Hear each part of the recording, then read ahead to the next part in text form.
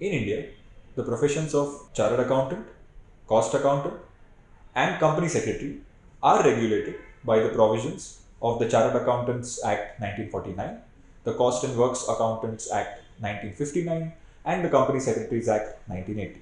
A bill has been introduced in the Lok Sabha to amend the three acts to specifically strengthen the disciplinary mechanism of these three professional institutes. In this video, we'll take a look at the changes proposed by the bill in the Chartered Accountants Act.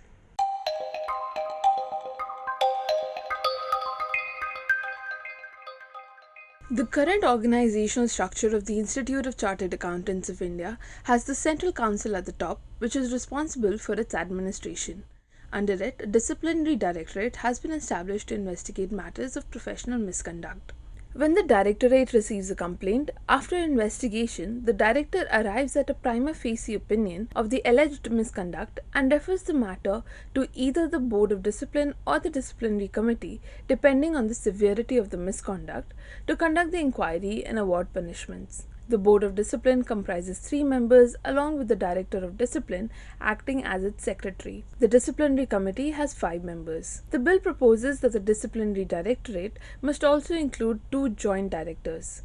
It also proposes that the presiding officers of the Board of Discipline and the Disciplinary Committee will not be members of the Institute.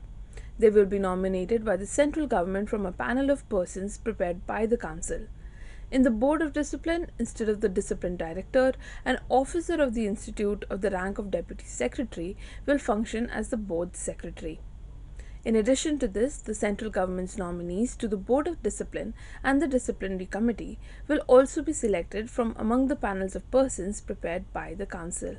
The reasons stated in the bill to modify the composition of these disciplinary committees is to reduce the conflict of interest that exists between the administrative arm and the disciplinary arm of the ICAI. While the bill reduces the role of ICAI with respect to the representation on the Board of Discipline and the Disciplinary Committee, it continues to rely on the Institute for nominating the external members.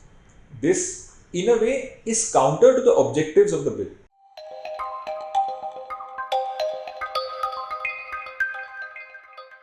The bill prescribes a timeline to complete investigations. The Director of the Disciplinary Directorate must decide whether a complaint is actionable within 30 days of receiving such a complaint. If the complaint is actionable, the Director must submit a preliminary examination report to the Board or the Committee within 30 days.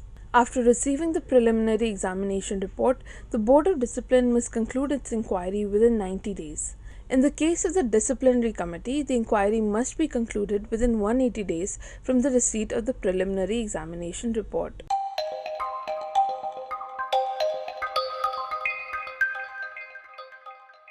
At present, the Directorate can only start looking into an act of alleged misconduct after it receives a complaint. The bill empowers the Directorate to independently initiate investigations against members or firms.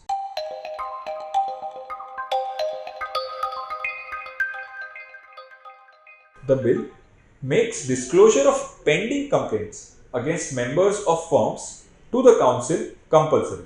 Publishing information about members or firms who have been found guilty may be useful for the current or prospective clients, but disclosing any pending complaints may tarnish the professional reputation of these members or firms. Regulators of other professions, such as doctors, publish information only of those who have been blacklisted or suspended from practice. To read the full summary of the bill and for more updates on Parliament and policy, please visit our website prsindia.org.